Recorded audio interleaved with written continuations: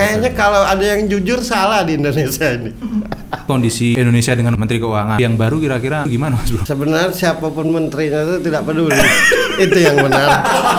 Asal punya kepedulian. Orang miskin aja bisa nolong kalau peduli, apalagi kaya. Kenapa UMR Jogja itu susah naiknya, Mas Bro? Hidupnya tuh cukup di situ gitu. Berarti Jogja itu UMR-nya nggak naik karena orang-orangnya? Iya, cukup di situ gitu, merasa ya cukup lah, yang penting jalani, yang penting bersyukur. Tapi kan UMR itu juga bergantung tuh kan ketentuan dari pemerintah. Harusnya UMR tetap naik dong? Ya harusnya, cuma kan karena kita mengesankan diri cukup begitu, pemerintah kan tidak ada urgensi untuk menaikkan gitu. Pemerintah ya ada, tapi kan tidak semuanya peduli. Apakah akan ada kemungkinan undang-undang keistimewaan Jogja itu digoyang, Mas Bro? Tak akan bisa. Kenapa? Kan memang sudah begitu, nggak akan bisa. Nah, nanti kalau ada yang menggugat ke MK gitu? Nggak bisa, gugat lah, celaka sendiri.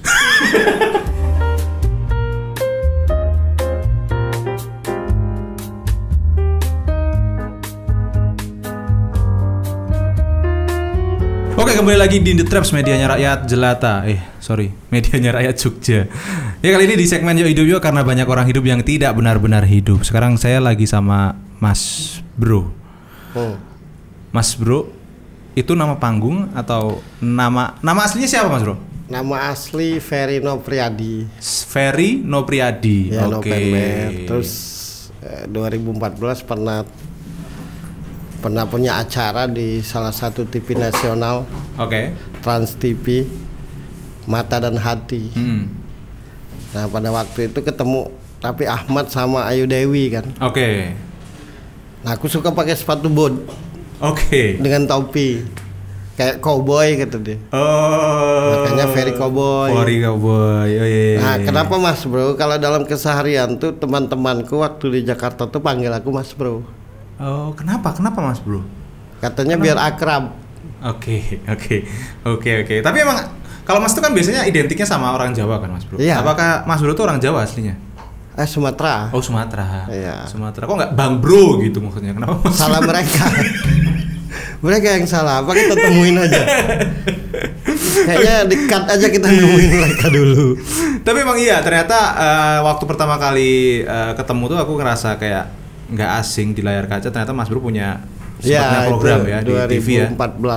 2014 ya. Apa nama programnya, Mas Bro? Mata dan Hati. Mata dan Hati. Oke. So jadi waktu aku lihat itu dan kemarin sempat kenalan itu, katanya Mas Bro itu bisa ngelihat banyak hal atau bahkan segala hal gitu, Mas Bro. Itu jadi karena Mas Bro itu dikatakan bisa ngelihat banyak hal dan tahu banyak hal gitu, Mas Bro. Aku ada pertanyaan yang susah dari dulu aku nggak bisa jawab, Mas Bro. Yang pertama, sebagai pertanyaan pembuka. Boleh nggak ngerokok? Boleh, sambil ngerokok boleh. Ada gugup dikit. Boleh, pokoknya santai aja, Mas Bro. Sambil karena ini pertanyaan yang aku dari dulu susah memecahkan gitu. Banyak kesimpang siuran tentang pertanyaan ini, Mas Bro. Mudah-mudahan aku juga. Enggak, kalau salah tuh senang aku. Karena jadi belajar lagi. Kalau benar mulu bangga ntar. Besar kepala kayak ini tadi kan, besar kepala tadi dia. Banyak yang suka, ujung-ujung asik. Ya apa tuh pertanyaan? Tapi apa gunanya banyak yang suka kalau minder sama cewek yang disuka? Pertanyaannya, Mas Bro. Kenapa UMR Jogja itu susah naiknya, Mas Bro? Enggak, apa itu? Kalau aku ya, aku begitu datang ke Jogja, yang aku rasakan hilir mudik aku di Jogja sama temanku, yang aku rasakan ketemu orang itu seakan-akan hidupnya tuh cukup di situ gitu. Berarti Jogja itu UMR-nya nggak naik karena orang-orangnya? Iya, cukup di situ gitu, merasa ya cukup lah, yang penting jalani, yang penting bersyukur gitu. Oke. Tapi kan UMR itu juga bergantung tuh kan ketentuan dari pemerintah, Mas Bro. Makanya walaupun orang-orangnya katakanlah ngerasa cukup, tapi kalau misalkan perhitungan dari pemerintahnya itu harusnya menaikkan UMR, kan harusnya UMR tetap naik dong. Ya harusnya, cuma kan karena kita mengesankan diri cukup begitu, pemerintah kan tidak ada urgensi untuk menaikkan gitu. Pemerintah ya ada, tapi kan tidak semuanya peduli. Oh, jadi pemerintah Indonesia Jogja ini nggak pernah peduli ya? Ya enggak, kita kan hidup itu harus ngotot. Okay. Hidup itu harus mahal. Okay. Hidup itu harus kita hidup itu harus menunjukkan kapasitas diri, kualitas diri. Nah dengan begitu kan orang jadi menghargai, orang jadi melihat kita. Tapi kalau kita kesannya cukup, ya sudahlah segini aja, yang penting bersyukur. Akhirnya kan, kalau semuanya tahu diri, nggak perlu diomongin kan hal yang begini. Oke, betul. Nah itu kan, kalau semuanya tahu cara menghargai orang, tahu cara menghargai kerjaan orang. Kalau sudah aturan kan harusnya dipatuhi aja. Iya. Berarti apakah orang-orang Jogja contoh itu gini? Gimana? Contoh gini, misalkan aku hadir di podcastmu, aku nggak ngomong apa-apa, aku manut wae, apapun katamu aku nurut.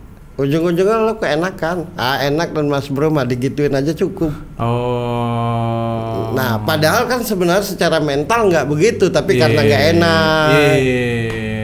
Berarti sebetulnya masalahnya adalah apakah orang-orang Jogja itu kurang menghargai dirinya, atau mereka itu terlalu tidak enak untuk bilang apa keinginannya? Terlalu tidak enak untuk berkata apa adanya.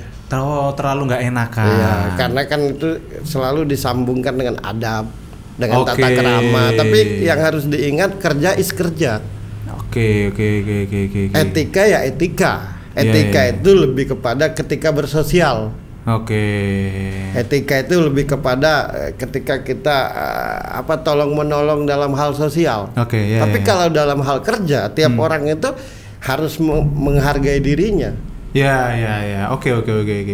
Jadi kadang-kadang memang orang Jogja tuh ini ya, mendem, nggak enak untuk ngasih tahu apa keinginannya dia dan lain sebagainya. Karena gitu. Misalkan kalau tidak usah di Jogja deh, apalagi di Jogja kan, di tempat manapun kalau kita apa adanya, berkata apa adanya dianggap kurang ajar, dianggap tidak menghormati. Betul, bukan kadang-kadang, hampir tiap hari kita dengar. Nah karena adabnya terlalu tinggi orang Jogja ini, kebudayaannya terlalu tinggi, sehingga disambungkan dengan kerjaan. Oke. Nah, gitu. Tapi kan kalau misalkan kita memendam dan nggak ngomong itu kan biasanya korelasinya kepada kita gerundel dong, Mas Bro. Maksudnya kayak di hati nggak enak gitu kan sebetulnya. Tapi kok data menunjukkan bahwasanya DIY ini adalah salah satu provinsi dengan indeks kebahagiaan tertinggi, Mas Bro. Kok iso? Uangnya dikit tapi bahagia gitu. Seperti yang aku bilang tadi, orangnya banyak bersyukur, ya sudah kita gini. Mau ngomong apa? Segini cukup gitu. Iya, Jogja aku perhatikan, kenapa aku tinggal di Jogja. Aku merasakan ademnya di situ. Bukan bicara, bahkan banyak yang ngomong, Per, kenapa kamu mau bikin sesuatu di Jogja? Kamu kan tinggal di Jakarta. Kalau cuma bicara duit, mungkin aku tinggal di Jakarta. Tapi aku merasa nyaman, aku merasa akur, aku merasa cocok. Nah gitu. Tapi salahnya, bolehlah kita merasa cukup, bolehlah kita bersyukur, bolehlah kita apa adanya, bolehlah kita sederhana, kan gitu boleh begitu, karena itu adab. Tapi kalau dalam hal kerja, menurutku apapun itu bentuknya skill kita, ya kita harus katakan apa yang kita butuhkan. Itu bentuk menghargai diri sendiri juga. Iya. Kata Tuhan, kamu sudah punya skill, kenapa masih minta rezeki kepadaku? Tidak menggunakan skillmu. Tuhan berilah aku rezeki, kamu kan punya skill, Ferry. Ya tapi aku nggak enak ngadepin Yordan, takutnya. Nah salah kamu. Akhirnya kita kepentok sama nggak enakan lagi. Kita selalu melibatkan ketidakenakan. Kita selalu melibatkan seakan-akan kalau gue bicara apa adanya tuh kurang beretika, kurang sopan. Enggak lah. Etika itu sekali lagi dalam hal sosial, dalam hal bersosialisasi. Tapi dalam hal kerja wajib adanya. Kita minta dibayar semahal-mahalnya, tapi pun kita bertanggung jawab dengan apa yang kita kerjakan. Harus pas juga lah ya gitu ya, Mas Bro. Maksudnya kalau kita bersyukur dan sederhana tapi ujungnya berkeluh kesah, berarti kan tidak bersyukur dan tidak sederhana. Ngerti gak? Iya betul sih. Segini aja nggak apa-apa, tapi waduh beras di rumah nggak ada. Nggak jadi bersyukur juga gitu namanya. Ketika aku datang ke sini, aku sama sekali nggak enak di lo. Aku katakan aja apa adanya. Itu kan kerja. Tapi di luar ini, aku wajib menghormatimu, wajib menghargaimu sebagai sesama manusia. Oke.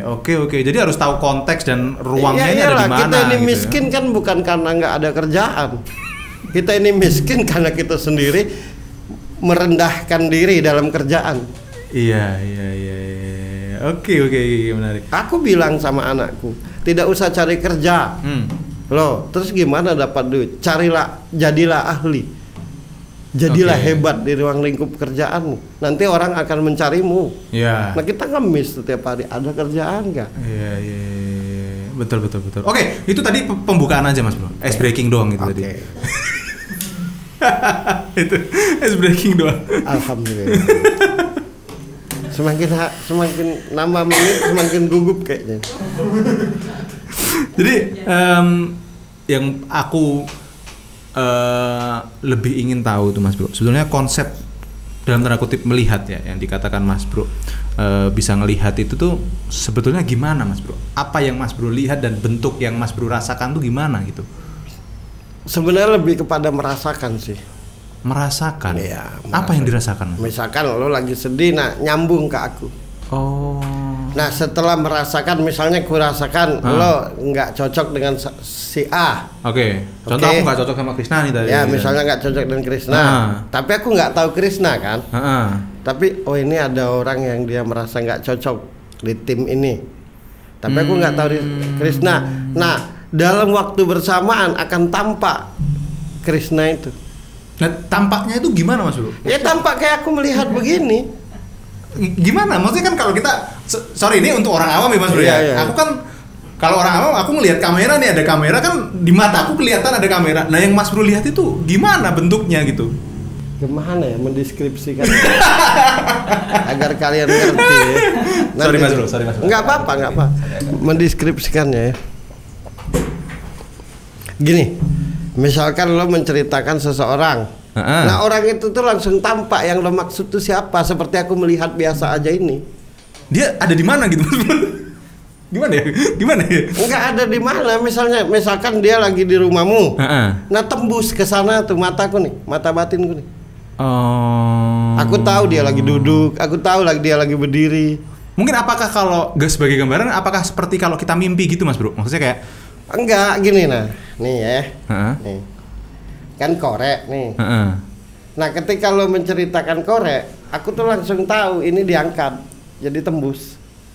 Kan ada kalau di Islam itu ada namanya hijab, pembatas. Oke. Nah pembatasku tuh hilang. Jadi tembus aku, tembus. Oke. Nah itu apakah hanya saat ini yang terjadi real time atau masa lalu dan masa depan itu Mas Bro juga bisa lihat? Bisa semua. Bisa semua. Cuma aku itu tidak akan menjawab kalau tidak ditanya. Karena itu bukan urusanku. Iya. Kalau tidak ditanya terus aku ngejawab berarti usil dong hidupku kan Betul. Terus itu bedanya sama meramal apa Mas Bro? Meramal itu gini. Menurut yang kurasakan, kayaknya di belakang ini korek deh. Atau kayaknya rokok deh. Tapi dari aura-aura kayaknya ini asbak. Nah itu kan tidak pasti kata-katanya. Oh, jadi mengira-ngira. Nah meramal itu kata lain dari mengira-ngira. Nah kalau aku ini enggak, karena ditarik batasnya langsung tahu korek. Oke. Dari yang kurasakan kayaknya di belakang rokok ini hal yang panas, yang apa sih maksudmu gitu. Ribet lah. Oke. Nah kan katanya juga Mas Bro ini katanya bisa melihat itu tanpa media. Katanya kayak gitu. Yang dimaksud dengan tanpa media itu gimana? Ya mataku ini langsung tembus saja ngeliat lo ke dalam hatimu nih. Gimana Mas Bro? Jeduk jantung. Enggak, gitu, yang lo rasakan, yang lo rasakan, yang lo pikirkan, hal dominan yang lo pikirkan gitu. Hal dominan yang lo pikirkan gitu. Oke. Kayak ini yang aku hal dominan dalam dirimu itu adalah bagaimana caranya aku ini besar dan lo itu ngotot.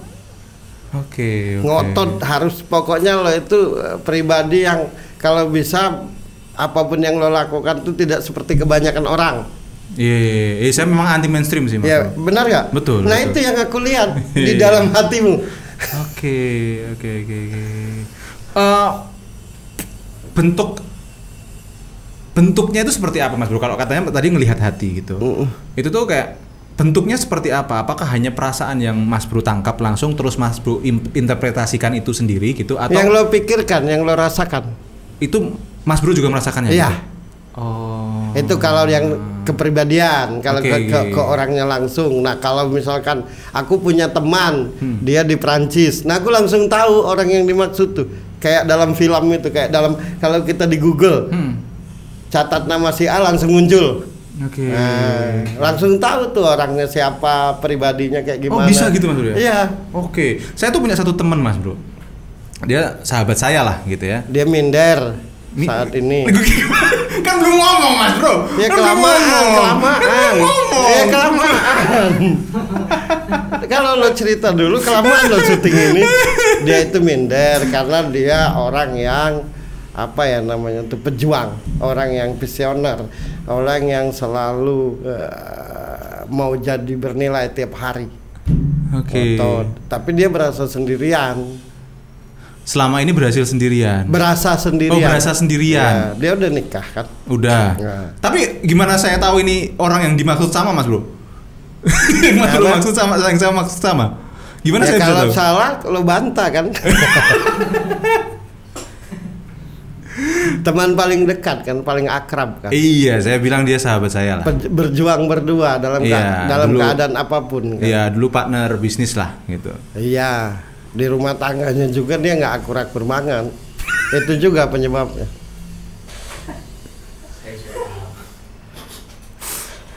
Istrinya tuh kayak ratu. Dianya kayak babu. No komen lah kalau no komen lah kalau nggak, tapi maksudnya kenapa dia sampai nggak bisa saya temui gitu Mas Bro, nggak bisa saya kontak, nggak bisa saya temui?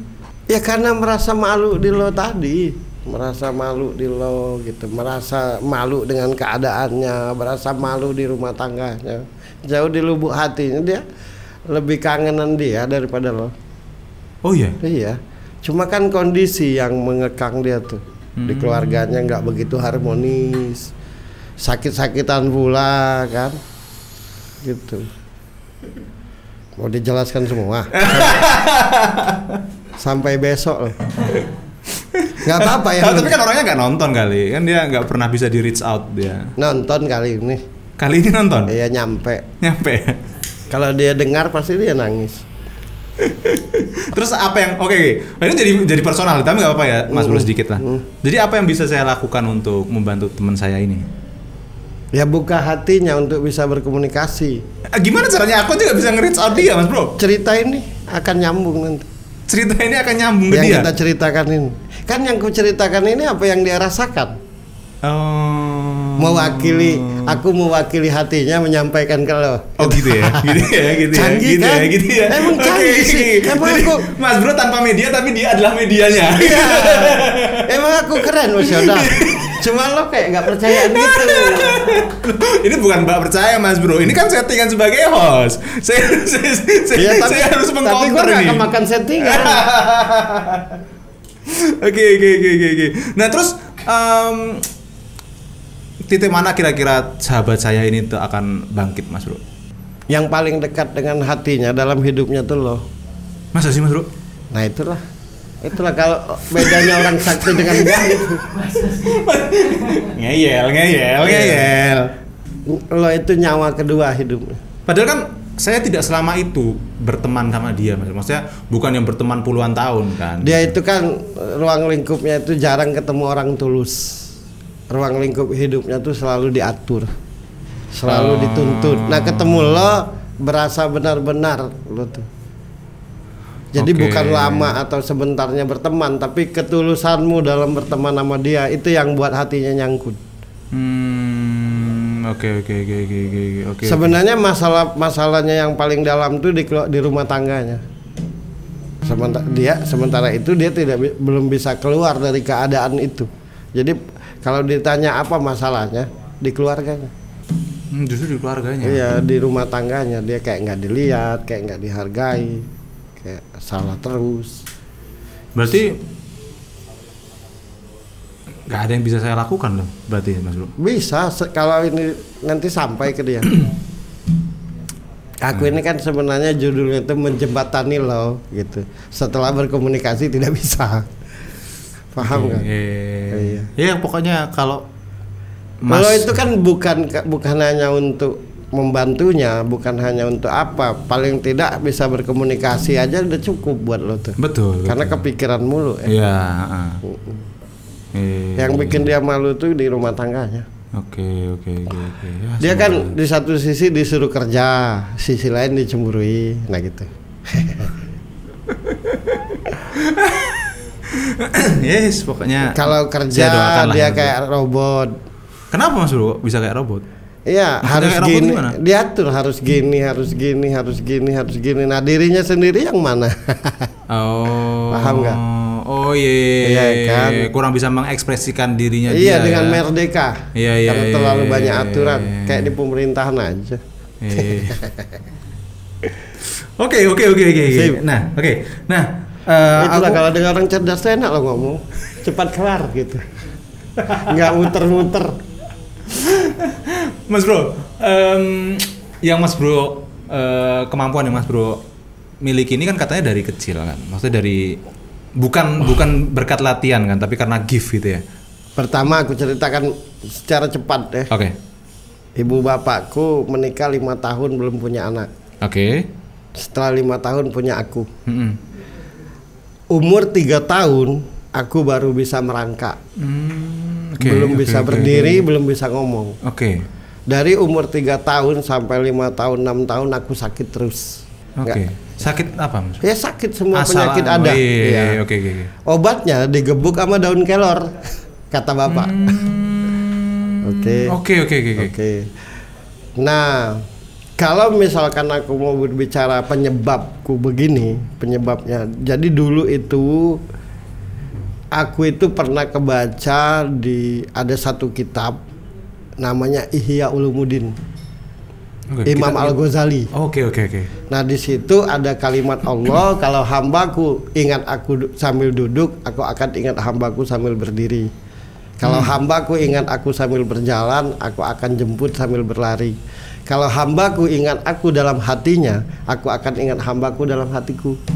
Nah, tiap hari aku tuh zikir tiap hari, tak ada tujuan, cuma pengen ingat Tuhan aja. Nah, satu, yang kedua, aku itu kalau misalkan sholat dulu, sekarang mah nggak rajin banget dulu. Dulu rajin aku, sekarang rada kurang. Ngapain kita bohong kan? Tuhan tahu juga. Aku tuh kalau sholat misalkan maghrib, nanti aku zikiran sampai isya. Nah, aku sholat isya, nanti aku zikiran sampai subuh. Tapi tidak duduk terus, nanti aku ngerokok dulu, makan dulu, nonton dulu, zikiran lagi. Sampai suatu hari aku lagi duduk zikiran itu di atas sejadah, ada yang aku lihat depan mukaku, seorang kakek baju putih, sorban putih, dia nadain tangan begini. Habis itu jadi cahaya masuk ubun-ubun. Nah, itulah titiknya Mas Bro bisa ngelihat gitu. Setelah itu aku tidur, nah badanku keluar, diriku ini keluar dari badanku. Melihat badanku sendiri. Habis itu masuk lagi. Serem ya? Ya kan malah bertanya. Iya serem ya. Aku takut nggak bisa balik itu. Terus. Kan lo bertanya.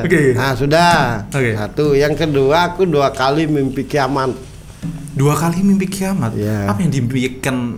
Ya dunia hancur lebur, bulan hancur, matahari hancur. Ini tak pernah aku bicarakan di podcast manapun. Oke. Ya karena lo nanya dari kemarin. Iya betul. dia kan orang yang logik. Orang logik itu selalu pakai sebab musabab, nggak terima begitu aja. Oke. Nah itu kalau misalnya bisa aku ceritakan perjalanannya. Nah sejak saat itu aku bisa lihat, aku bisa rasakan, aku bisa ngobatin, aku bisa tahu ke depannya. Itu usia berapa Mas Bro? Dari SMP. Nyadari itu. Kelas 3 SMP. Tapi tidak percaya waktu itu. Kan nggak ada guru. Iya betul. Nggak ada. Aku nggak belajar ilmu. Aku nggak belajar apapun. Nah caraku untuk mengetahui apa yang dirasakan orang, misalkan lo patah hati misalnya, lo lagi kesal misalnya dengan cewekmu. Nah aku ngomong, kemarin itu aku lagi pusing loh, kenapa Per? Aku kesal sama cewekku, kok sama Per dengan aku? Nah gitu, karena takut salah. Pertama-tama karena ini bener gak sih? Iya, bener gak sih? karena kan Ngetesnya nggak ada, gitu. kan nggak ada yang ngajarin aku. Iya. Takutnya aku dianggap menebak-nebak. Iya. Nah, misalnya aku tahu lo lagi pingin makan Indomie, aku tahu. Nah, aku suka ngobrol sendiri dengan temanku. Jam segini ini gimana enaknya makan Indomie. Ya. Per aku lagi mikirin itu. Gitu. Hah, ternyata benar, berarti ini tidak bohong. Oke. Lama aku begitu. Sampai akhirnya aku punya keberanian untuk baca langsung. Oke. Gitu. Berarti bukan karena dilatih dalam tanda kutip ya Mas Bro ya? Enggak, langsung ada tapi tidak percaya. Oke. Masa sih? Kan selalu logika kan. Aku alim-alim banget enggak. Baik-baik banget juga enggak. Ya iyalah, aku sadar dengan diriku. Oke. Gitu. Siap. Nah, ada nggak sih Mas Bro, ini tuh kaitannya dengan kalau dalam sains itu adalah fisika kuantum, apa yang Mas Bro? Iya, kalau di teknologi kan tuh pasti nyambung. Kalau dicanggih kan pasti nyambung dengan Iya, soalnya kan kalau aku ilmuku masih kecil lah ya Mas, masih dikit. Tapi yang sedikit aku baca tentang fisika kuantum itu kan bagaimana semua yang ada di alam semesta itu sebenarnya dari energi ya, satu entitas yang sama bernama energi gitu. Berarti iya, energi itu itu dari Tuhan. Nah, nitip ke lo, nitip ke yang lain, dan akhirnya ngebentuk keahlian. Itu kan keahlian tuh energi. Oke. Iya, sedikit dapat gambaran. Iya kan, lo bisa nge-host. Nah, energimu yang nge-host. Iya. Lo bisa, temanmu bisa nyopir ya, energinya nyopir. Akhirnya kita bersambungan kan. Iya, betul. Tapi energi itu kan sebetulnya bisa kalau orang bilang mungkin law of attraction kali ya, kayak kita tuh mau melatih apa dan lain sebagainya. Enggak, bukan melatih, menemukan. Oke. Kalau melatih pada akhirnya jadi diri orang lain. Jadi yang tidak kita suka. Tugas hidup kita ini menemukan. Menemukan yang aku suka apa sih? Keahlianku apa sih? Contoh, analogi ringannya, aku nih cerdas, tenang aja. Analogi ringannya, dari kecil ada seorang balita dari kecil tuh megangin obeng mulu. Berarti nanti bisa jadi tukang bengkel dong. Nah, tapi karena bapaknya suka jadi guru, dididiklah jadi guru. Kita tuh disuruh, kalau di Al-Quran itu bertebaranlah kamu di muka bumiku, cari rezekimu dengan keahlianmu yang kutitipkan kepadamu. Cari jadi sendiri. Memang udah ada gitu ya Mas Bro. Ya sudah kita harus menemukan apa yang kita menemukan. Bagaimana cara menemukannya? Ingatlah Tuhanmu setiap saat.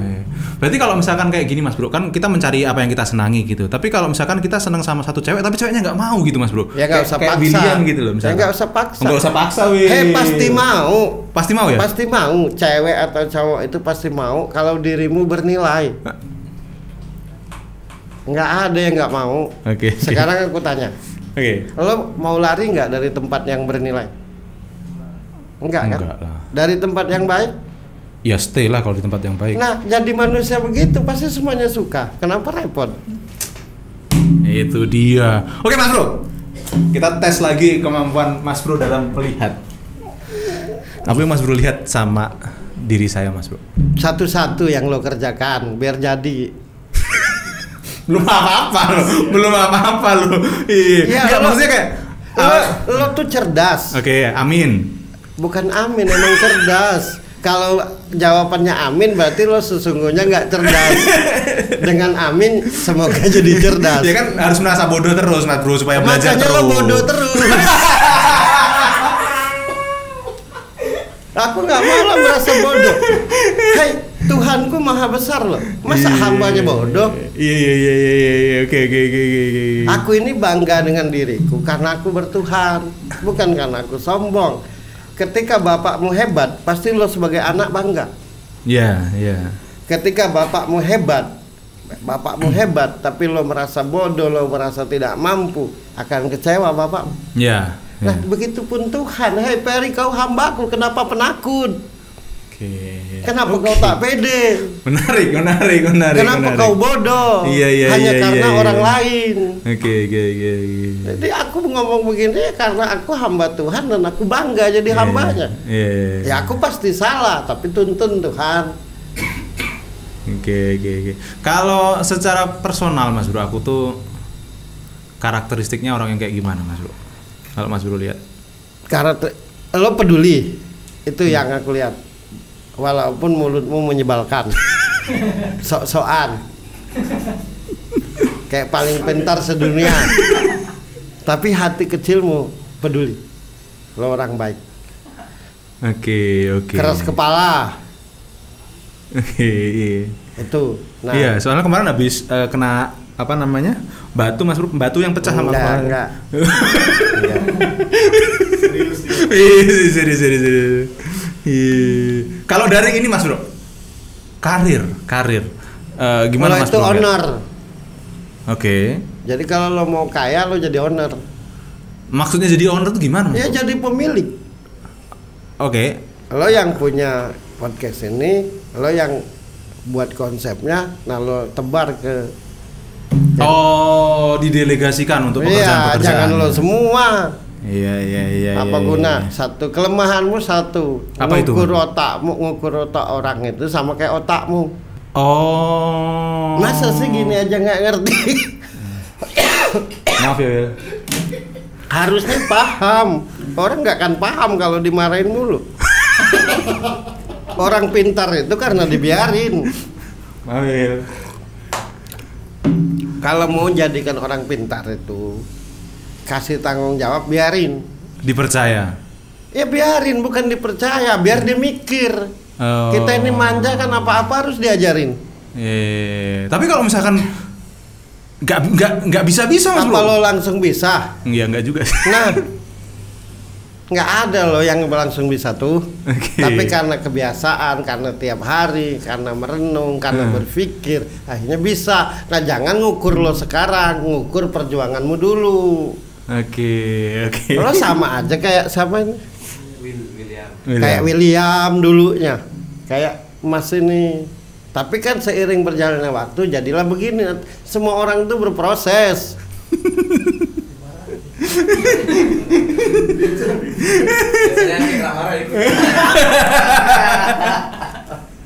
Apa tidak kalau bicara Islam nih ya, karena aku agama Islam.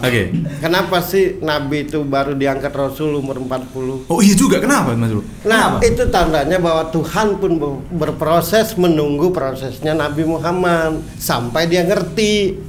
Oh, iya juga ya. Bukan dia juga, emang begitu cara kerjanya. Ada satu ayat, innama amruhu iza arada sayan ayakulalahu kun fayakun. Segala sesuatu itu kalau aku hendak jadi, bisa dijadikan detik itu. Iya. Tapi mampu nggak dia sebelum umur 40 tahun? Berarti belum mampu karena nunggu Nabi itu berproses, nunggu Nabi itu ngerti. Iya. Sampai akhirnya dijadiin. Nah lo enggak. Kalau bisa hari ini ngelihat, detik itu juga bisa. Gimana sih?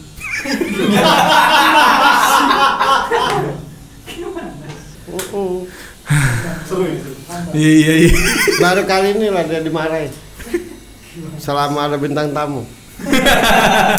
Ya dia mencari-cari, kemana matain Mas Bro nih ya. Namanya cerdas. Salah undang dia. Suka aku. Oke. Kalau dari asmara Mas Bro ngeliat saya gimana? Lo cuek, nggak romantis berarti orangnya? Nggak romantis ya? Kalau romantis lucu. Hah? Kalau romantis tuh lucu. Tapi lo suka membuat-buat romantis, makanya lucu. Romantisnya dibuat-buat ya? Iya, lo cuek orangnya. Karena yang lo pikirin itu kerja jadi sesuatu. Oh, jadi karaktermu memang begitu. Iya. Makanya kalau nggak ngerti lo pasti dipertanyakan, benar-benar nggak sih? Oh. Nah, kalau lo romantis lucu kelihatannya. Aneh. Makan apa dia tadi malam kan gitu. Iya. Karena lo ya kalau lo senang ya senang sudah. Iya. Oke. Udahlah ngobrolin sayanya udah ya Mas. Udah 30 menit. Udah 30 menit ya, Bro. Udah 30 menit. Kayak saya mau ngobrolin sesuatu yang lebih besar lagi Mas Bro. Ya oke. Apa? Ini ngomong-ngomong tentang saya tadi Mas Bro, karir, pernikah, asmara dan bisnis gitu. Ini kondisi Indonesia dengan menteri yang baru, kira-kira menteri ekonomi yang baru gimana Mas Bro? Menteri ekonomi yang baru tuh cerdas. Emang yang lama nggak cerdas Mas Bro? Salah ya. Sebenarnya siapapun menterinya itu tidak peduli. Itu yang benar. Asal punya kepedulian. Oke. Jadi bukan orang masalah miskin aja bisa nolong kalau peduli, apalagi kaya. Bukan masalah cerdas atau nggak cerdas sebetulnya. Bukan. Nah, soalnya kan kalau aku lihat kan ini mazhabnya berbeda. Kalau dulu kan Sri Mulyani mazhabnya adalah fiskal. Hah? Menteri Keuangan. Ya Menteri Keuangan tadi aku ngomong apa? Ekonomi. Oh ya keuangan ya, Menteri Keuangan. Ya Menteri Keuangan. Menteri Keuangan itu kalau dulu kan Sri Mulyani mazhabnya lebih nguatin apapun fiskal. judulnya tuh tak peduli Mas. Nggak ngaruh. Yang penting peduli nggak antar sesama. Nah yang Menteri sekarang Pak Purbaya ini peduli nggak? Peduli. Tapi caranya tuh frontal. Oh. Caranya tuh entum. Iya. Nek wong Jawa ngomong yak-yakan. Iya. Orangnya frontal. Oke. Yes or no. Dan kira-kira apa yang akan terjadi dengan Indonesia bersama Pak Purbaya? Bagus. Oh iya. Secara ekonomi bagus. Iya, karena dia ngerti. Cuma caranya diterima nggak oleh rakyat kita ini. Kalau zaman dulu gini, kalau zaman dulu gubernurnya tuh Ahok. Ya. Wakil. Nah kan cara Ahok tang gitu kan. Betul. Padahal benar. Iya. Itu tadi lah. Kadang lemah lembut tuh lebih penting walau bohong. Ngerti kita. Kayak tahu ya.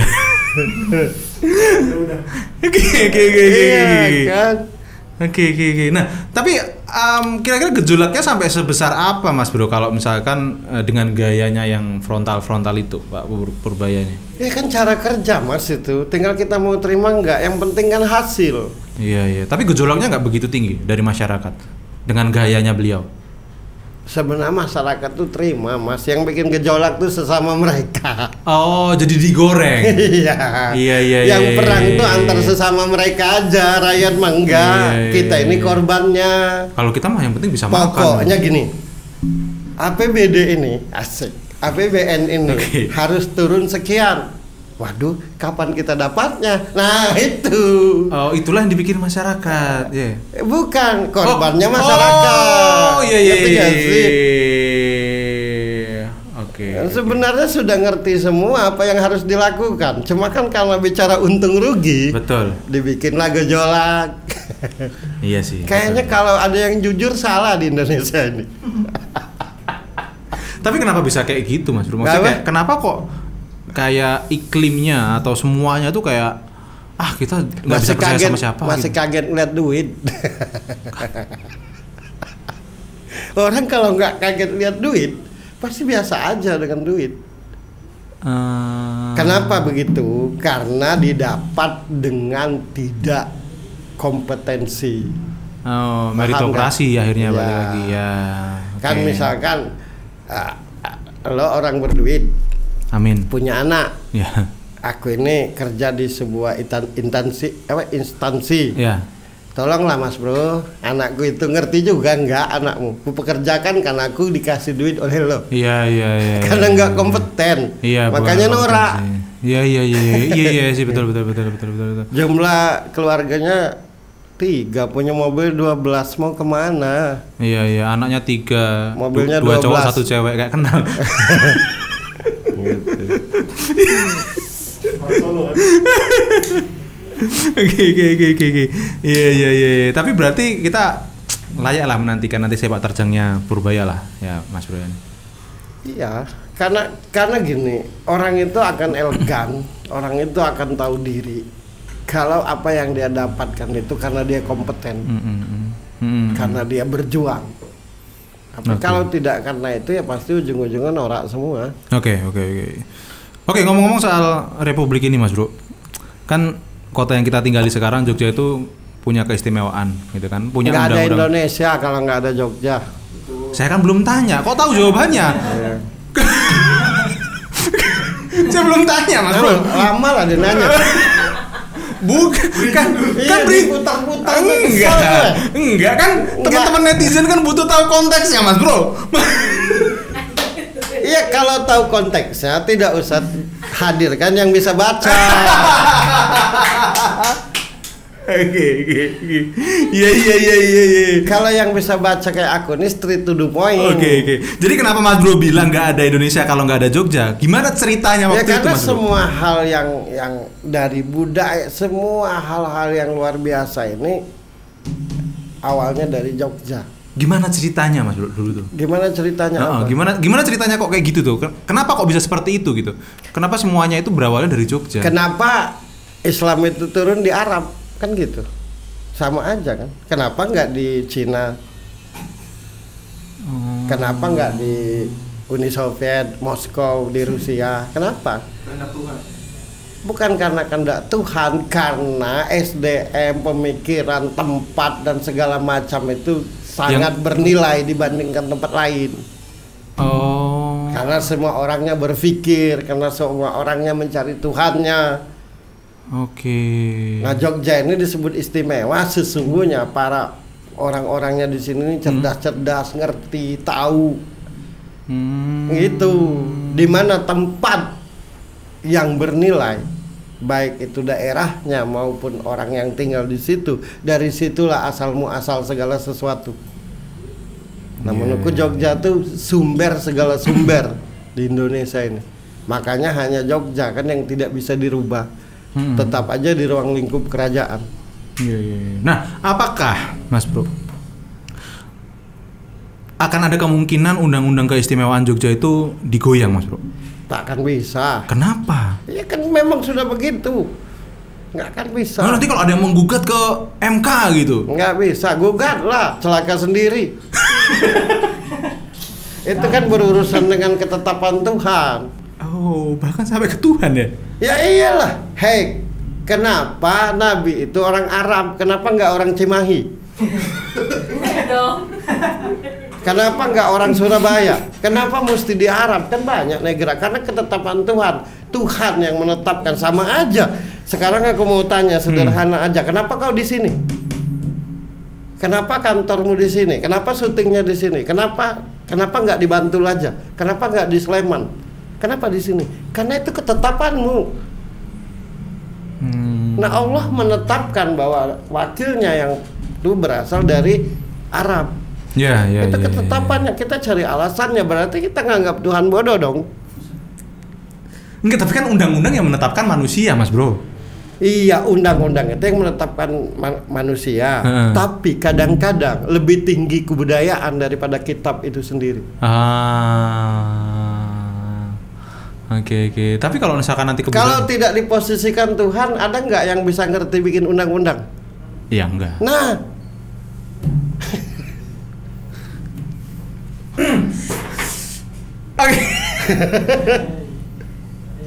Oke. Tapi ada cerita apa sih, Mas Bro sebenarnya? Anakmu tidak akan jadi apa-apa kalau tidak kau posisikan dulu. Iya, betul. Nah, haruskah anakmu bertanya, kenapa Pak aku begini? Berarti anakmu meragukanmu kan? Oke.